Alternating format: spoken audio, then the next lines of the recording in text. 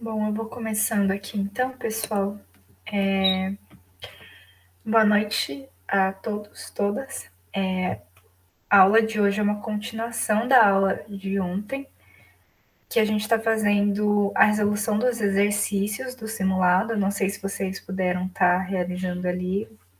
Como que vocês foram no simulado? Se vocês puderem falar, assim, tanto na parte de matemática, acharam fácil, difícil? Se vocês não fizeram também, podem comentar.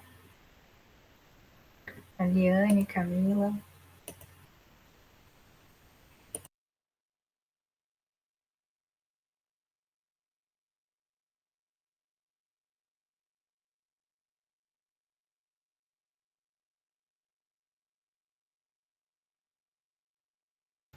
Certo. Aí você não fez porque estava difícil ou você não fez porque não deu tempo ou outro motivo assim que você não conseguiu?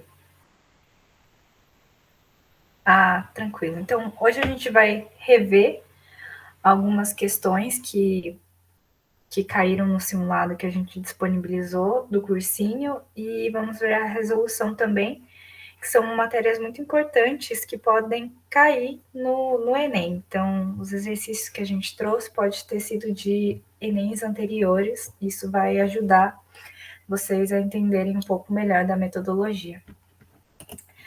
O primeiro exercício que eu vou trazer para vocês é de análise combinatória. Então, eu vou ler com vocês, eu vou dar um tempo para vocês resolverem e vocês podem tentar fazer aí, marcar o resultado e depois a gente já resolve juntas. Só antes de eu iniciar o exercício, só vamos lembrar algumas coisas de análise combinatória. Dentro da análise combinatória, a gente tem a permutação simples, com repetição, os arranjos e a combinação. Então, a gente tem que sempre lembrar se os fatores vão envolver ordem ou não. Então, no arranjo, são situações que envolvem ordem, aí pode ser um arranjo com repetição. A permutação não importa a ordem, a combinação também, só que, no entanto, a permutação ela pode ser com elementos repetidos, como no caso dos anagramas, se a gente quiser transformar o anagrama com a palavra banana, então tem vários As, então são repetições. Então a gente tem que sempre se atentar a isso, como nós tivemos nas aulas anteriores de análise combinatória. Caso vocês tenham dúvidas, tentem revisar a aula anteriormente para estar resolvendo a lista de exercícios também, alguns exercícios sobre essa matéria. O exercício que eu trouxe aqui é do Enem de 2021, que foi desse ano, que caiu. Eduardo deseja criar um e-mail utilizando um anagrama exclusivamente com 7 letras que compõem o seu nome, antes do símbolo arroba. O e-mail terá a forma, o nome dele, ou o anagrama do nome dele, arroba site.com.br, e será de tal modo de que as 3 letras Edu apareçam sempre juntas e exatamente nessa ordem. Ele sabe que o e-mail eduardo@site.com.br já foi criado por outro usuário e que qualquer outro agrupamento das letras do seu nome forma um e-mail que ainda não foi cadastrado. De quantas maneiras Eduardo pode criar um e-mail desejado? Então a gente tem que se atentar a essa questão para ver a ordem realmente importa nessa questão? Vai ser uma permutação? Vai ser um arranjo? Vai ser uma combinação? E aí, a partir disso, vocês têm que analisar o que o exercício pede. Nesse caso, ele pede que as 3 letras Edu sempre estejam juntas. Então, eu vou deixar uns 3 minutos para vocês resolverem. E aí, vocês podem marcar aqui no chat a resposta que vocês acham que é. E aí, a gente confere e faz a resolução. Ok?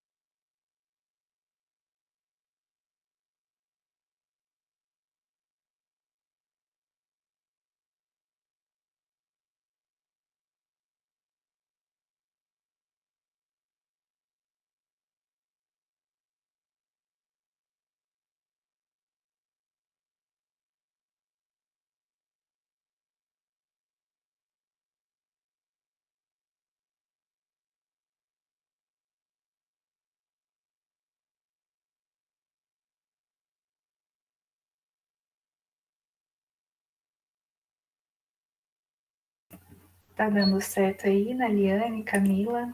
Estão conseguindo fazer? Teoricamente, sim. Certo. Vou deixar mais alguns minutinhos. Se você quiser marcar a sua resposta quando você terminar no chat para a gente conferir.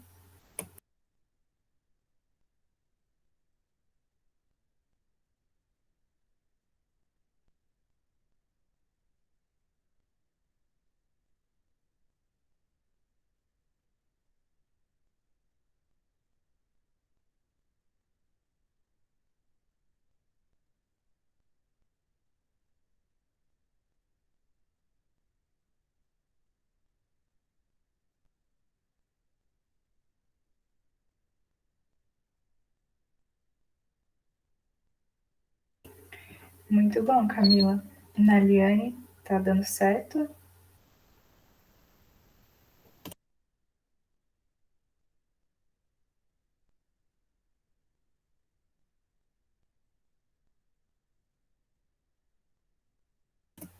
Ok, então, eu vou prosseguir.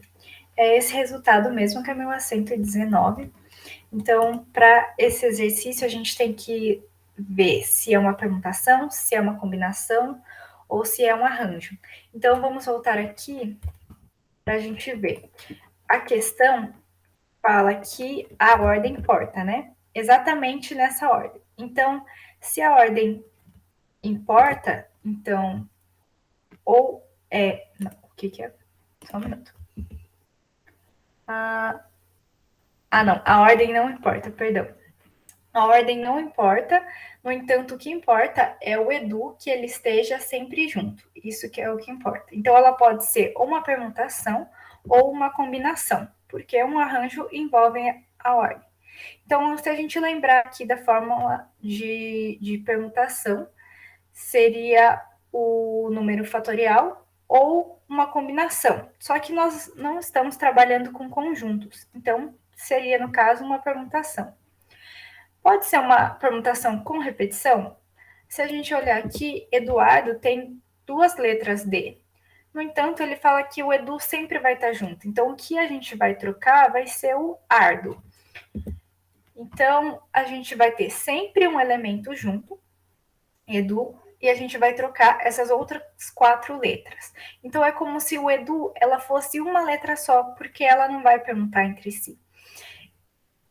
Então, nós temos 5 letras para trocarem entre si. O Edu, que seria uma, e essas outras 4. Por isso, 5 fatorial. Mas 5 fatorial é 120.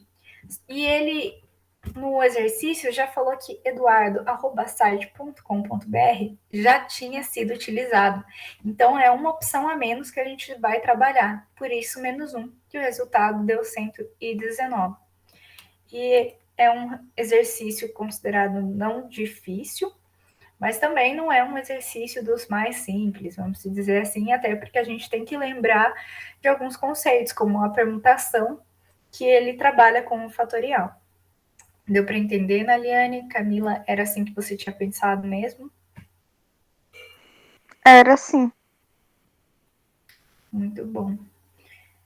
Naliane, deu certo? Se quiser, eu posso repetir. Ah, ok. Bom, então o resultado é 119 e a alternativa era D. Esse é o exercício de análise combinatória que eu trouxe para vocês hoje. Aí eu vou interromper o compartilhamento aqui. E, Lucas, se você quiser apresentar. Beleza. Vou apresentar aqui.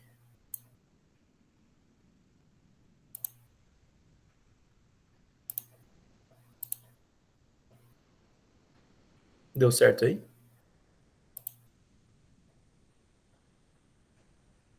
Tá aparecendo sim. Beleza. Bom. Então vamos continuar agora, né, com a resolução dos exercícios. E esse segundo tema que a gente vai tratar agora é a trigonometria, né, que como a gente já viu aí em alguns conteúdos, exercícios, até no simulado, né, é um assunto bem importante se não um dos mais importantes aí que integra matemática, geometria, enfim. A questão que a gente vai resolver de trigonometria é a seguinte.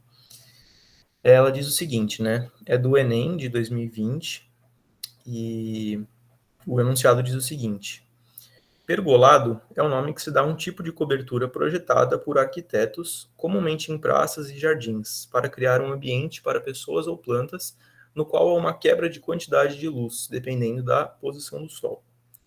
É feito com um estrado de vigas iguais, postas paralelas e perfeitamente em fila, como ilustra a figura.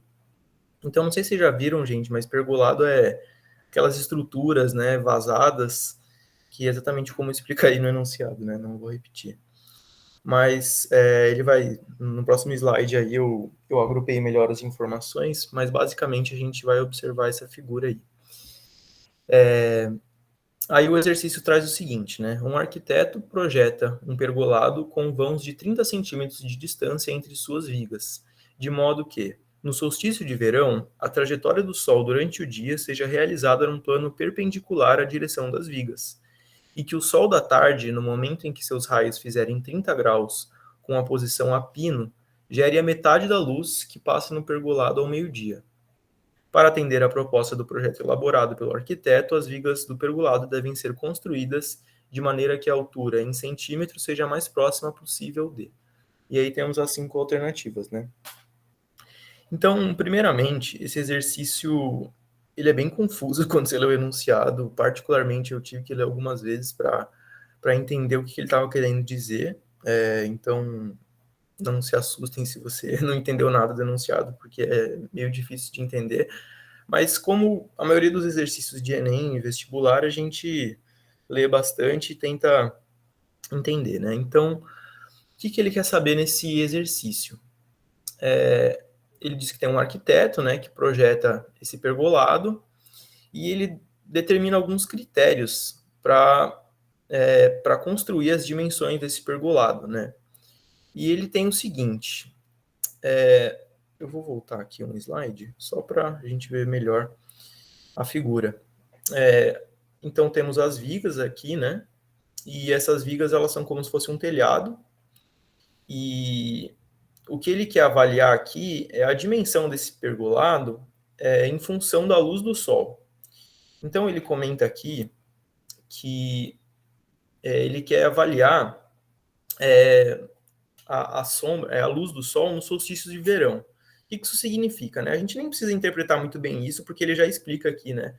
Que é considerando o Sol numa trajetória perpendicular aqui desse pergolado. O que é isso, né? Uma trajetória perpendicular quer dizer que ele vai estar sempre formando um ângulo reto aqui. Vamos imaginar em 3D, né? Que o Sol nasce e se põe aqui de forma sempre perpendicular, para a gente poder avaliar aqui como se fosse um semicírculo, né? Gente, qualquer coisa que não estiver dando para entender, pode interromper aí, tranquilo, tá? Mas então, ele diz que ele quer, para atender a proposta, né? As vigas devem ser construídas de maneira que a altura em centímetro, então ele quer saber a altura desse pergolado aqui, a altura é essa dimensão aqui, né? Então a gente tem 30 centímetros estabelecidos entre cada viga, e a altura é essa dimensão aqui, né? Então vamos imaginar que o Sol vai refletir sempre aqui por cima. E aí vamos à resolução, né? Eu montei esse esqueminha aqui com os elementos do Canvas mesmo para a gente conseguir entender, né? Porque só olhando essa figura aqui é difícil de conseguir imaginar, né? Mas aqui a gente tem uma vista frontal. Vamos imaginar que a gente está olhando de frente aqui, pelo menos dois dessas vigas, né? Porque como as distâncias são as mesmas, a gente só precisa pegar duas delas para avaliar como é que entra a luz do Sol. Então, vamos só voltar aqui para ver.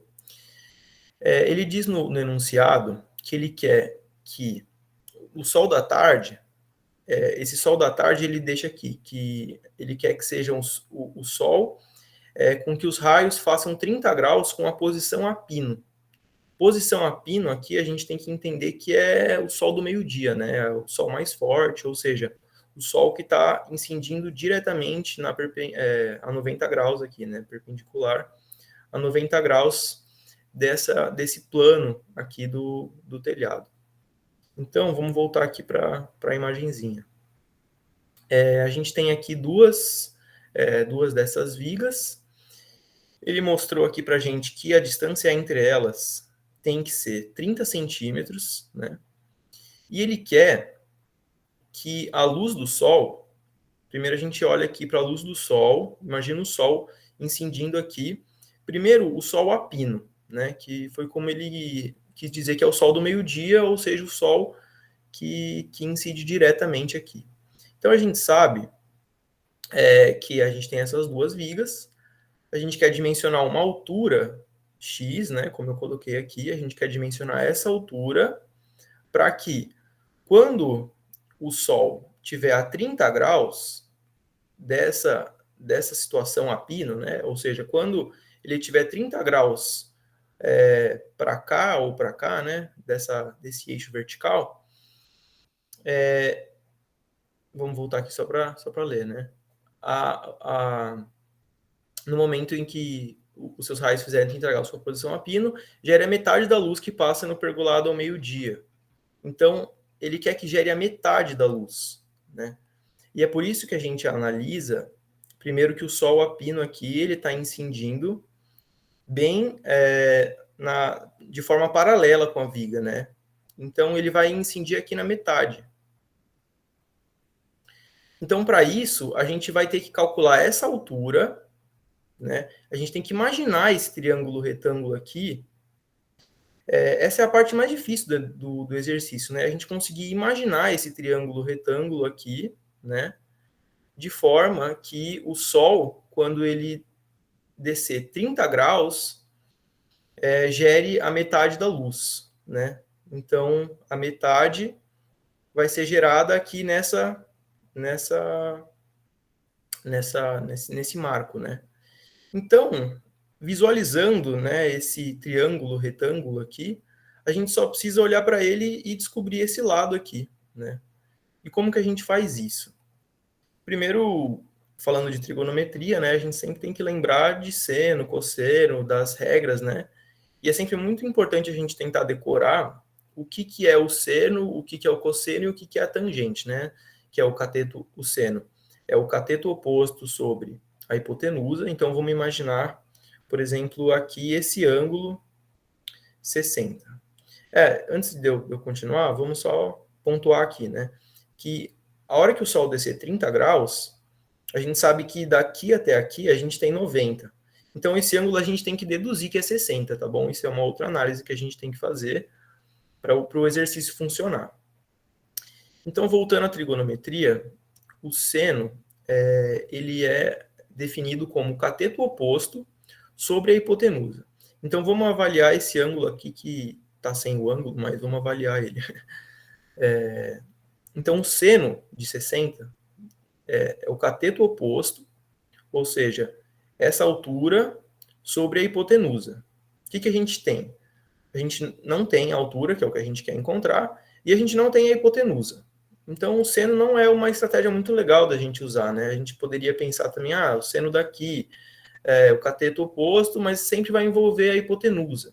Assim como o cosseno também, né? Se a gente avaliar o cosseno, a gente tem aqui o ângulo adjacente, né? O cosseno é o ângulo adjacente, o lado adjacente dividido pela hipotenusa.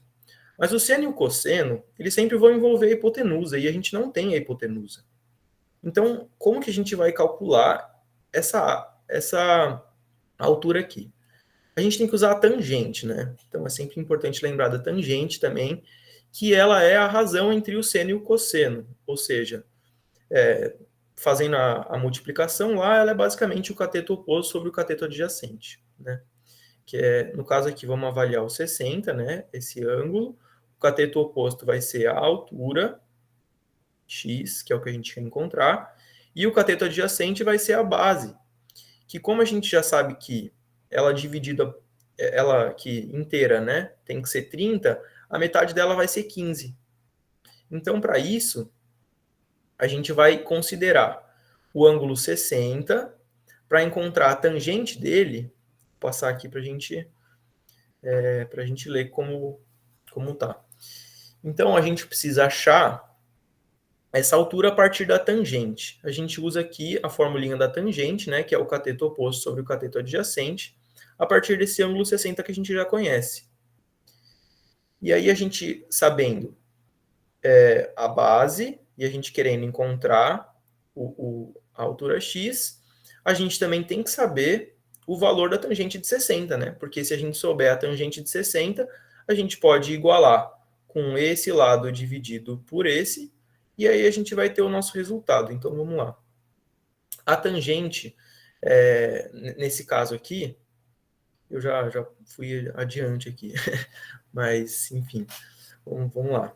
A tangente aqui é o cateto oposto, né? Ou seja, o lado x. Então, estamos olhando para o ângulo 60. Então, o cateto oposto vai ser a altura, que é o que a gente quer achar, e o cateto adjacente vai ser o 15, né? Que é a nossa base dividida por 2 aqui. E aí a gente tem que saber que a tangente de 60, pessoal, é sempre raiz de 3, né? Assim como os ângulos notáveis de seno e cosseno a gente decora, né? Na maioria das vezes, a gente decora para tangente também, né? Tem aquela tabelinha do 1, 2, 3, 3, 2, 1. Eu não sei se alguém comentou isso em alguma aula aqui do cursinho, mas tem musiquinha para decorar, enfim. Eu uso. Nossa. Ô, Lucão, desculpa interromper. Mas, nossa, essa musiquinha, gente, pô, tem que lembrar, mano. Eu cantei minha voz maravilhosa pra vocês tantas vezes na aulinha. 1, 2, 3, 3, 2, 1, todo sobre 2, blá, blá, blá. A raiz vai no 3 e também no 2. É isso. Aí, então, tem a musiquinha da tangente, que é uma parte aí, é um plus, tá ligado? Que é assim, a tangente é diferente, vejam só vocês, raiz de 3 sobre 3, 1 raiz de 3. Então, o que isso quer dizer? É a minha decoreba, né? A gente tem os ângulos notáveis de 30, 45 e 60, né? Então, a tangente é diferente, vejam só vocês, né? Então, raiz de 3 sobre 3, que é a tangente de 30, raiz de 3 sobre 3, 1, que é a tangente de 45, e raiz de 3, que é a tangente de 60, né? Então, enfim, tudo isso só para lembrar que a tangente de 60 é raiz de 3. E aí a gente iguala, né? Substitui a raiz de 3 aqui nessa equação, e fica simples, a gente simplesmente calcula a raiz de 3, que é aproximadamente... Nossa, eu preciso me lembrar, eu não lembro exatamente quanto que é. Alguém lembra de A cabeça? raiz de 3, ô, Luca? Não, tipo, de forma aproximada, porque como a gente tem que resolver isso no Enem, eles esperam que a gente saiba pelo menos a primeira casa, assim, né? É 1.7, mano. 1.71. 1.71. A raiz de 2 é 141, eu acho. Eu acabei de ver aqui, é 1.732. Bom, enfim. 1.7, mano. 1.7. 1.7. Vamos em 1.7. Porque essa é uma coisa chata também, né? Tem algumas contas que a gente meio que tem que saber na base para fazer essas provas, porque eles não vão dar pra gente, né? Então, por exemplo, para fazer essa conta aí, raiz de 3, a partir dessa... A gente passa aqui o 15, né? Multiplicando a raiz de 3, e aí a gente encontra aqui, né, que 15 vezes raiz de 3 é 25,9. E aí a gente volta aqui no enunciado para ver, ele fala que a altura seja mais próxima possível. Então não vai dar o valor exato de 25,9, que é quanto a gente encontra nessa... que é quanto a gente encontra nessa equação aqui, né? A gente encontra 25,9. E aí ele fala o mais próximo, né? O mais próximo de 25,9 é o 26. Então, dessa forma, a gente conseguiu aqui calcular que é a letra C, a alternativa correta desse exercício. Repetindo novamente que ele é bem... ele é chato de entender mesmo, né? É um exercício que ele exige uma visibilidade muito, muito boa para a gente conseguir ver esse desenho aqui e entender essas relações trigonométricas, né? E sempre é importante lembrar da tangente. Mas e aí, pessoal? Ficou alguma dúvida? Algum comentário? Fique à vontade.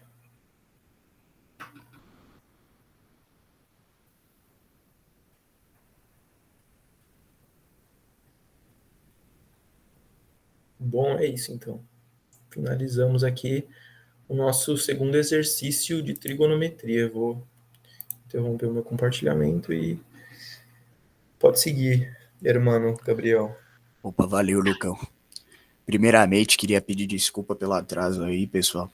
Eu tava no meio de um turbilhão mental aqui, um zilhão de coisas acontecendo ao mesmo tempo, mas consegui resolver tudo. E vamos agora para o nosso exercício de regra de 3, tá? Do Enem. Eu vou começar a apresentar aqui para vocês.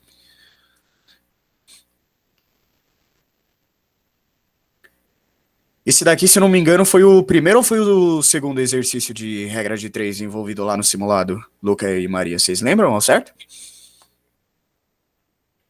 Não me lembro. Também não. Bom, acredito que esse seja o primeiro, então. Vamos ler junto, pessoal. Acho que agora só tá na Liane aqui. Vamos ler junto. Tá tudo bem. Eita, nós. Minha apresentação bugou. Bom, vamos lá. Uma dona de casa faz um comparativo de custos para decidir se irá adquirir uma máquina lavadora de louças para substituir a lavagem manual.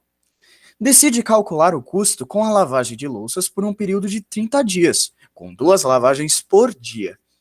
Ela constatou que não precisa considerar os custos de detergente e do sabão, pois na máquina lavadora e na lavagem manual são equivalentes. Verificou que gasta, em média, 90 litros de água em cada lavagem manual. Cada lavagem na máquina de lavar louças, gasta 16 litros de água e 0,9 kW por hora de energia.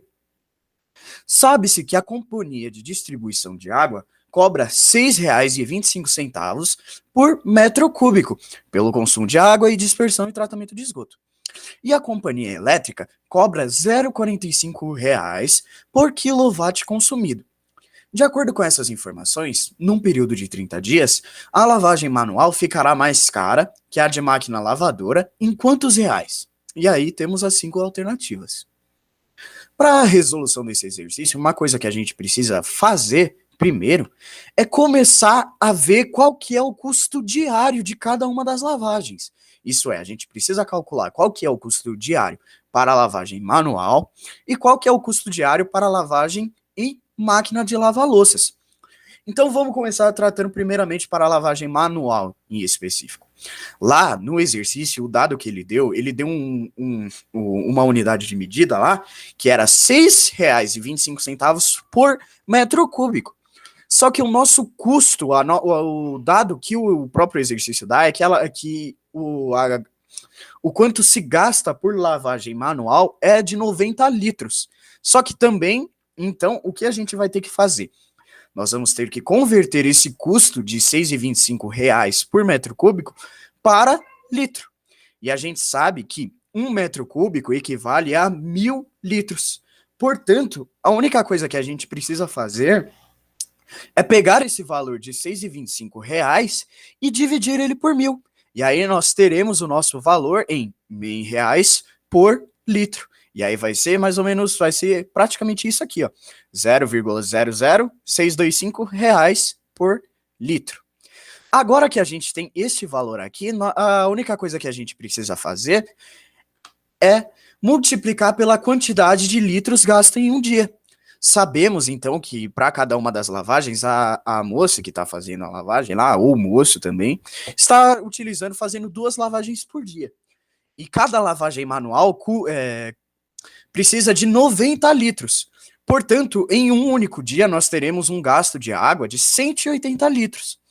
Então, para saber o quanto de custo de água estará gastando por lavagem manual, nós só precisamos pegar o valor, que está em 180 litros por dia, e multiplicar pelo valor do custo, que está em reais por litro. E aí, quando a gente faz essa multiplicação, 180 por 0,0625, a gente vai ver que o custo a cada dia vai ser de 1,125 reais por dia. E agora, para saber quanto será gasto em um mês pelas lavagens manuais, nós só precisamos pegar este valor de 1,125 reais por dia e multiplicar por 30. Então, nós vamos ver que o custo total de lavagens manuais será de R$ 33,75. Isso para lavagem manual e em um mês, para todas as lavagens manuais em um único mês. Agora, para saber qual que é a diferença entre as lavagens manuais e as lavagens por máquina, nós precisamos fazer um processo muito similar. Só que a diferença é que agora nós teremos o custo adicional dos quilowatts-horas. Então, além do custo por litro de água gasto num dia, nós teremos que somar também o custo em quilowatt-hora. Então, ó, a gente aqui está vendo que esse 0,0625 já é aquela questão que a gente fez a conversão anteriormente, bem aqui. Lembrando que essa conversão aqui, ela foi feita utilizando uma regra de 3. A gente passou esse 1 para cá, esse 1000 aqui vai multiplicar em cruz com esse x, depois a gente só isola o x e divide esse 1000 pelo 6,25 e por isso que deu esse valor aqui. Então, nós só pegamos o valor do custo de cada lavagem da máquina, multiplicamos por 2, porque era 16 litros que vai ser gasto em uma lavagem por máquina, e como são 2 lavagens por dia, serão 32 litros gastos em um dia. Nós pegamos esse valor, multiplicamos pelo valor lá de reais por litro, e aí vai ter um valor também, que é, se eu não me engano, é 0,81. E depois, agora, o mesmo será feito para o quilowatt-hora. A máquina de lavar louça, ela consome 0,9 kWh. Então, como são 2 lavagens, nós pegamos esse valor, 0,9 kWh, e multiplicamos por 2. E é por isso que teremos 1,8 kWh. Só que aí a gente sabe que o custo lá, que o próprio enunciado dá pra gente, é de R$ 0,45 por kWh. Portanto, nós precisamos pegar esse valor de quilowatt-hora para 2 lavagens e multiplicar por esse valor aqui. E aí a gente vai ter o valor em reais por quilowatt-hora por quilowatt em um dia, que vai ser de 0,21. E aí, somando esse 0,21, que é o valor em quilowatt-hora, pelo valor em litro, a gente vai ter que o custo total para uma lavagem em um único dia, para lavagem na máquina de lavar louças, vai ser de R$ 1,01 por dia. E aí, da mesma forma que a gente fez para a lavagem manual, nós pegamos esse valor e multiplicamos por 30, que aí a gente vai ter o custo mensal para lavagem em máquina de lavar louças. E o custo mensal vai ser R$ 30,30. E aí, o nosso último passo vai ser pegar o custo total em um mês da lavagem manual e subtrair pelo custo total, o custo total mensal para a lavagem em máquina. E aí a gente vai ver que o valor, a diferença, vai ser de R$ 3,45 por mês. Então, esse vai ser o quão mais cara a lavagem manual vai se tornar depois que se passou um mês. E, portanto, a alternativa correta será a alternativa B. Conforme a gente pode ver aqui, ó. Vai ser essa daqui, R$ 3,45. Deu para entender mais ou menos o que a gente fez, né, Liane? Você conseguiu acompanhar?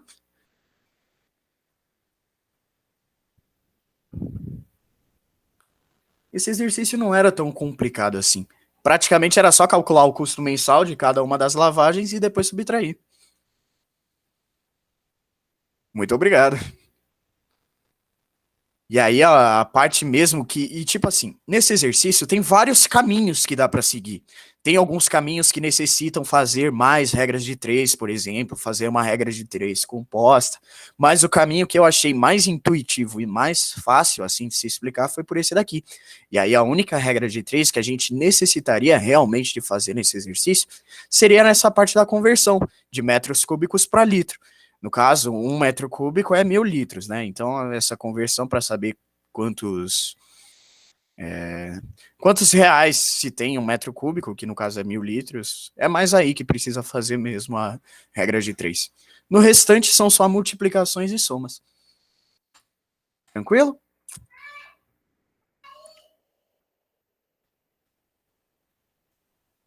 Era praticamente isso, esse exercício, gente.